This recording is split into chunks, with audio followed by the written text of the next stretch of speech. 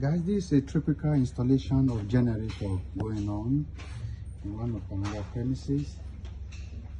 Like normal, we also have to fit the filling valve,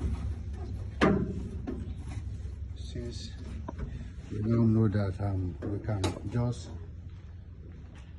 drive into this person's premises and you see the refilling valve on the generator, and then we refill.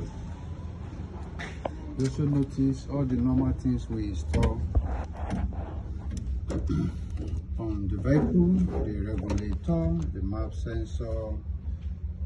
Of course, the injection rate for this is quite different and quite unique. So does the installation procedure. Also, the water line also has to be installed for the cooling of the gas. And then comes the ECU. It also uses ECU like others. You can see the electronics control unit is here. Also, it has a switch. Likewise, it also comes with an awful lot of wiring that has to be done. Same way, we have what is called EGT. This is the exhaust gauge temperature that also has to be done, and then it also uses RPM.